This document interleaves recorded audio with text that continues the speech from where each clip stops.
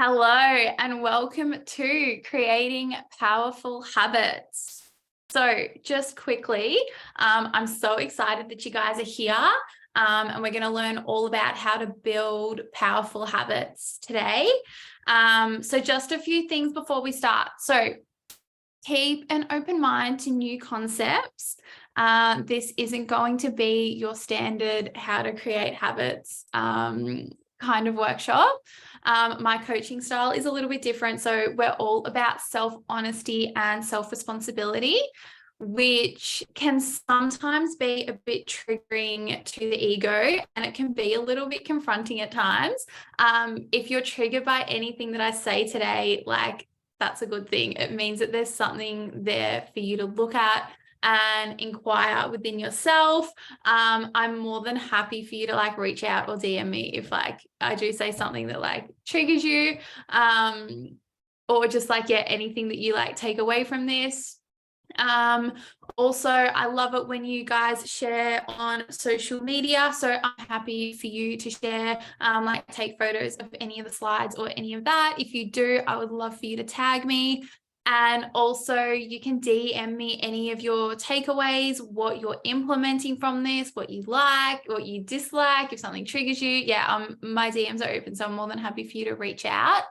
And I'm actually going to do a giveaway. So for anyone who posts and tags me on their stories, or DMs me their takeaway, I'm actually going to do a giveaway probably at the end of the month. And one person will win a month of mindset coaching with me. So we shall dive in. All right. So habits. Habits are learned behaviors which are stored in the subconscious. So this means that we perform most of our daily habits without even having to think about them. So if we think about our morning routine, the first hour of our morning probably looks the same as every other morning. You get up, you make your coffee, you get ready, you drive to work, and your entire morning, there's probably not even a conscious thought there, because we've done it over and over again for so long. So habits, they can be healthy or unhealthy, positive or negative, productive, unproductive, however, whatever language you want to put to it.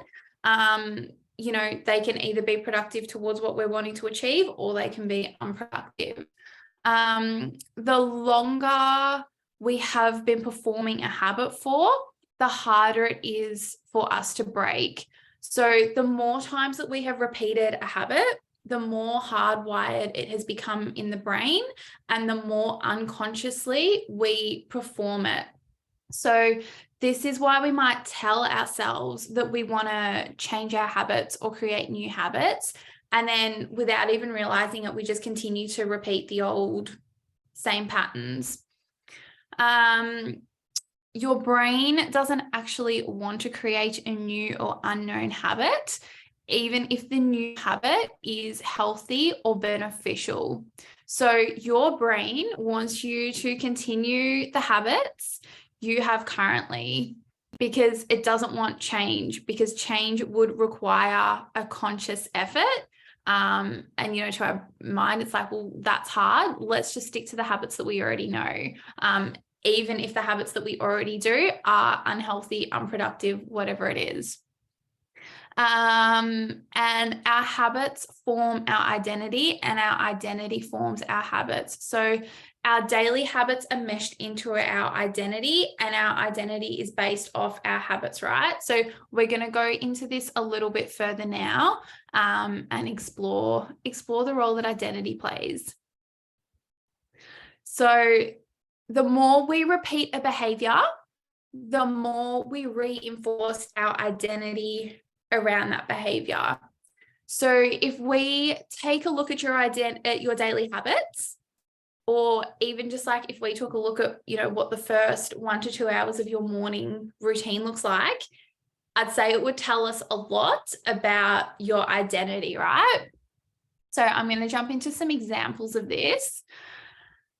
So some examples of this, and neither of these are right or wrong. Like they're just two very extreme examples of how habits and identity tie in. So if we have a look at person A, so their morning routine, their morning habits, so they wake up, they hit snooze over and over again before quickly jumping out of bed because they've slept in, they're running late, so they skip breakfast, they rush out the door to work, and then they just buy a coffee and a muffin to get them through the morning on the way to work. Then they get home at night, they're tired, they sit there, they eat their dinner in front of the TV, they continue to watch TV and scroll on social media, and then they're sitting in bed, they're checking their emails, they're struggling to fall asleep because they're stimulated from all the screen time, and then it's getting late, and they know that in the morning they're probably going to hit snooze because they're still up and it's 11 o'clock at night, that kind of vibe, right? Versus person B, so they set their alarm early, they wake up, might be 5 a.m., they make breakfast, they get ready for the gym before even looking at their phone. They go to the gym, they exercise for 45 minutes, and then they shower and go to work. After dinner, they prepare their clothes for the next day. So they get all their gym clothes out, they get their work clothes out, they make themselves a hot drink, and they read in bed with their phone notifications on silent and their alarm set for the next morning. So as I said, these two are like extreme examples, but based on this, based on person A and person B's habits, we can assume a bit about their identity, right? So person A, we might assume they're a little bit unorganized. They maybe have low energy levels from, not getting decent sleep. They might lack motivation. Like the people that say like, I'm just not a motivated person, or I don't have time to go to the gym. And then we've got person B, who we might assume is fit and healthy because they're getting up every morning and exercising. They probably have high levels of self-worth and are quite energetic. They're motivated and they're committed to their routine on the days that they don't feel motivated because, they're setting their stuff up at night to get ready for the next morning. So all they have to do is get up, put their clothes on, go to the gym, whatever it is. So motivation isn't necessarily a trait. It's more of just a decision to do the thing, right? So who do you think is more likely to wake up early and go to the gym? Like person A, who fell asleep watching TV on the couch, or person B, who has everything ready to go the night before. So in the morning, they can just get up and go, right? So it's through habits, we can actually make it easier to do the sometimes challenging thing. So we're going to do a bit of self-reflection now. We're going to take a look at our current habits and behaviors. So I want you to grab a pen and paper and write out just 5 to 10 of your current daily habits, not habits that you want to adopt, not things that you said that that you would do, not things you did once. Like, what are your current daily habits?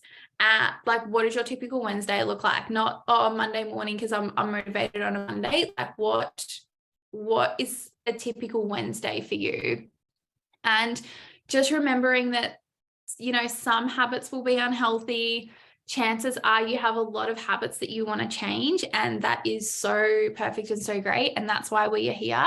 So it's super important that we are honest with ourselves right now, and that also we don't make our current habits bad or wrong. It's just noticing where we know that we can create better, more productive habits for ourselves. So if our ego jumps in to try and justify our current unhealthy habits, we won't change them. So this is where the self-honesty comes in. So just say, if currently we're skipping breakfast, right? Ego might jump in and be like, well, I don't have time to have breakfast in the morning. Rather than us just being like, look, in the past, I haven't eaten breakfast. moving forward, I'm going to wake up 20 minutes earlier and eat breakfast, so I have better energy throughout the day, and I don't buy the muffin and the coffee at 11 a.m. or like whatever it is, right?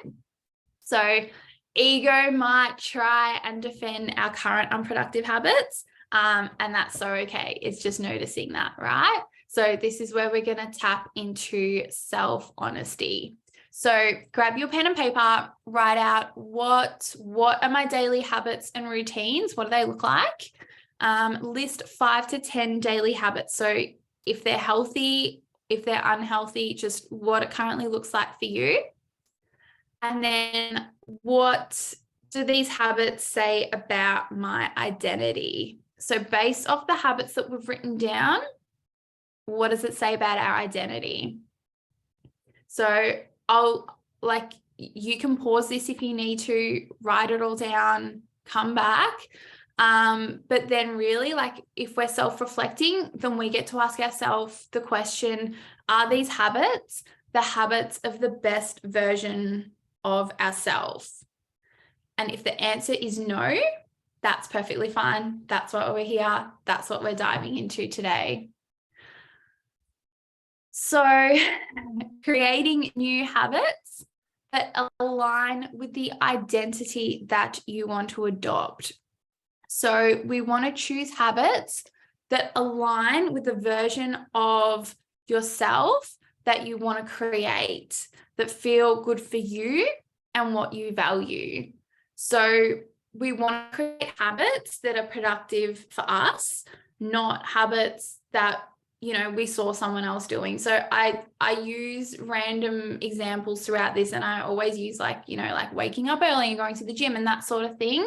The whole 5 a.m. club thing, like if you don't want to wake up at 5 a.m. or you prefer to exercise at night or whatever it is, like that's great. The people who wake up at 5 a.m., they're not superior. Like that's just what works for them. The reason why, the 5 a.m. thing is so I guess glorified is it's that most people that wake up early are giving themselves more hours in the day to be productive. If you prefer to be productive at night, or you want to train at night, whatever the thing is, like that's perfect for you. We're picking habits that work for us. So choosing habits that are right for you and who you want to be. So let's get clear on who we want to become.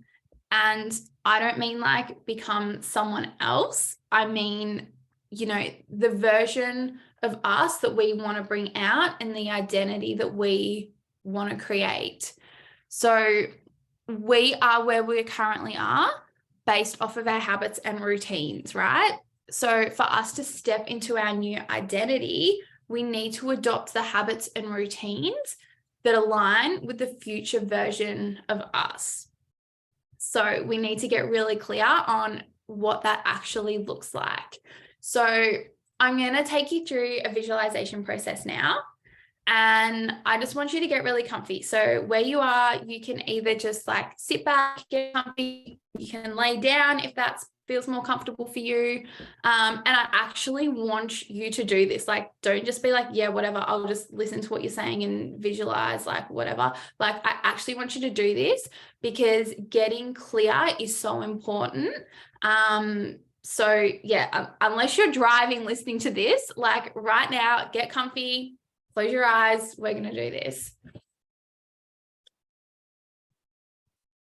So I just want you to take some deep breaths in through the nose and out through the mouth. So sitting, laying, wherever you are, deep breath in through the nose and then out through the mouth. So I want you to focus on being in your body. So the chair that you're sitting in, feeling your feet on the floor, where your hands are, if they're just resting in your lap. I just want you to feel into your body for a moment.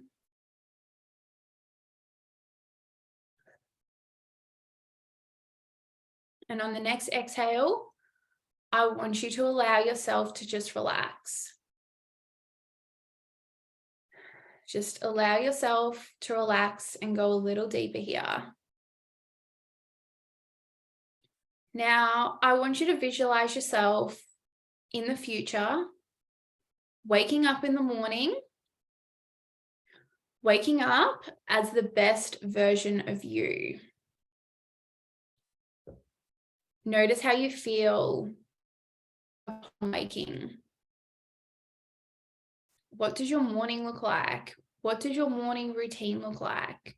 What powerful habits are you doing? How does it feel to do these powerful habits? What do you look like? What does the best version of you look like? How do you dress? Where do you work? What does the best version of you do with your day? How do you show up? How do you speak to others? How do others perceive you? The best version of you. How does it feel to be this version of yourself? Are you confident? Are you calm? Are you happy? Are you energetic? Are you healthy? How does it feel to live as this version of you?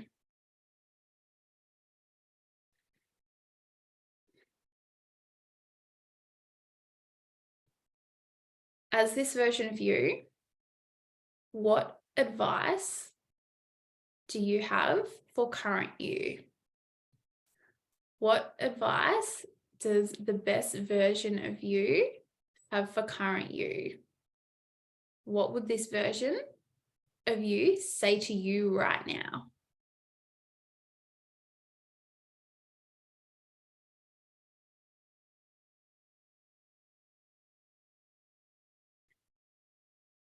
Good. So I want you to take a deep breath. And I want you to slowly open your eyes. Now, let's create the best version of you. So, what habits and routines are going to support our future self? So, grab your pen and paper and write down what you need to become this best version of you. What habits do you need to adopt? What routines do you need to put in place? What advice did you have for yourself? What advice did future you have for you to become the most powerful version of you? So you can pause this if you need to. Write down everything that's going on through your mind right now and actually do this. Actually write this down, because if you write this down and follow through, it will change everything for you. So this is something that down.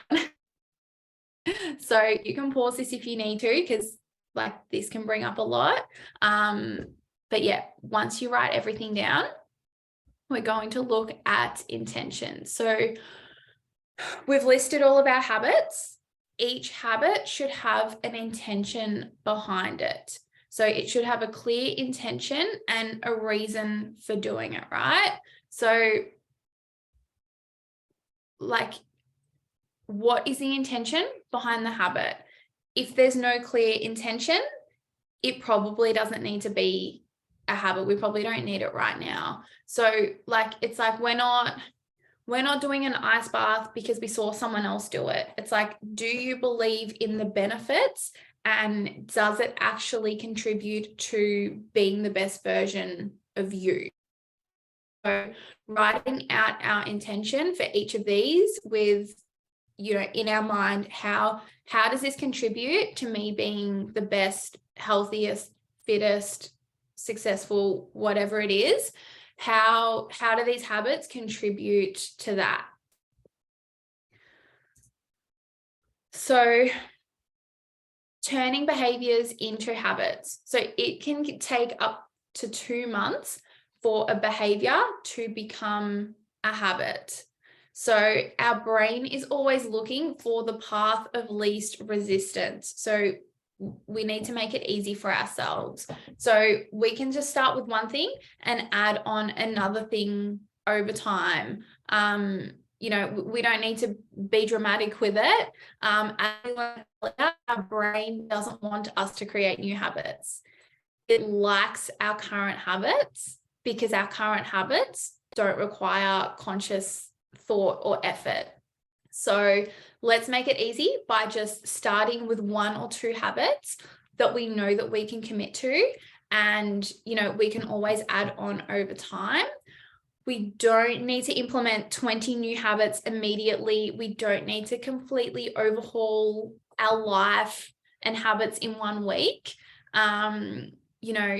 If a habit you want to adopt is waking up at 5 a.m. to go to the gym before work, and currently you wake up at 7:30 a.m. and you haven't been to the gym in 4 months, like maybe start by committing to waking up at 6 a.m. every day and exercising 2 mornings a week. So, if you're currently in the habit of waking up and, like getting a drive-through coffee and a muffin every morning, like maybe just commit to waking up 20 minutes early to have your breakfast at home. So just start with small things that you can actually stick to.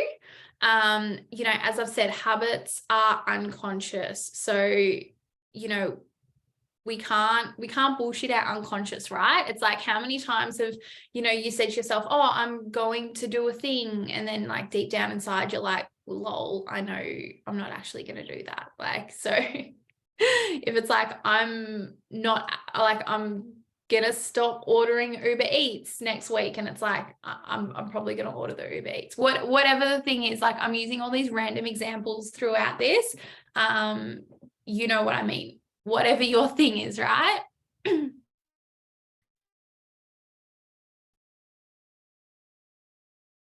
All right. So we build strong habits so we don't need to rely on motivation. So if you're relying on motivation, you're not going to be consistent and it won't become a habit.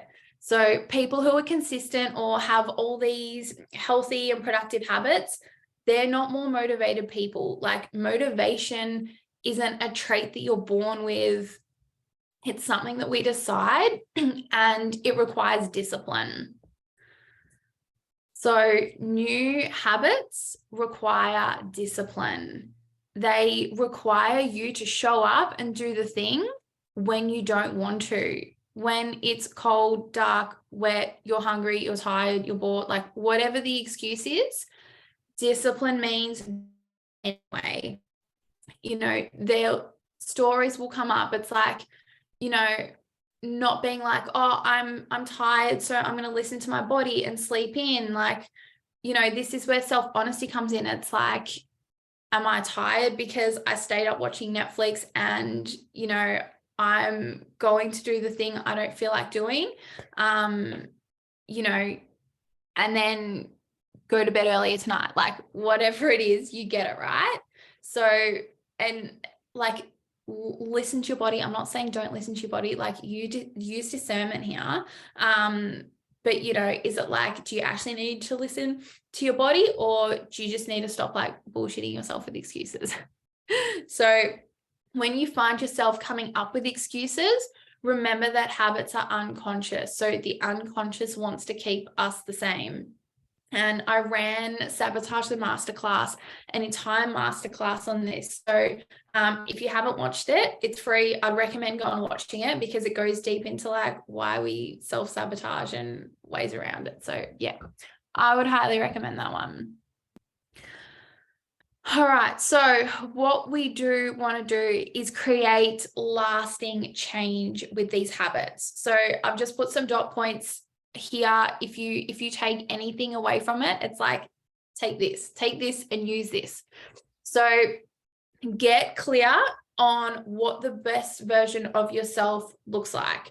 Your lifestyle, your habits, your routine, how it feels. So that visualization that we did earlier on, that's really important. And that's something that you might find that you come back and do, because over time, while currently the best version of you might wake up and train 3 times a week, once that becomes the consistent habit for you, then you might reevaluate, and it might be that the next best version of you from there actually gets up and trains 5 times or like whatever the thing is. So it's like, this is something that you can do over and over again. You can reevaluate, you can change your habits as you need to, and as you step into that, right?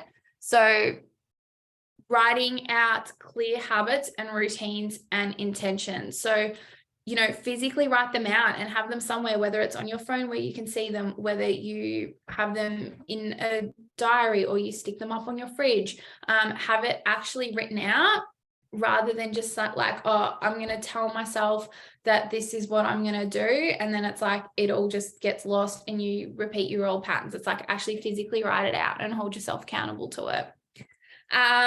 Being honest with yourself when excuses come up. So yes, we spoke about this. It's like this, just the self-honesty. Like if you can call yourself out on your excuses, and, you know, commit to the discipline and doing it anyway, right? So repeated behaviors become habits. So while yes, the first few times you're implementing a new habit, it's going to feel like shit. Like your brain's going to be working against you. Your body's not going to be used to it. Everything about it's going to be like, oh, I don't want to be doing this. But if you can repeat it enough times, it actually just becomes a habit, which means you'll just do it unconsciously without thinking about it. And habits require discipline, not motivation. So we can't just sit there and rely on, you know, like, oh, when I feel motivated, that's when I'm going to do the thing. It's like, can you actually show up and do the thing when you're not feeling motivated, when you don't want to, when you are tired, when you are, you know, not motivated, like whatever it is, can you just show up and do it anyway? And keeping yourself accountable. So we're actually going to go into that now.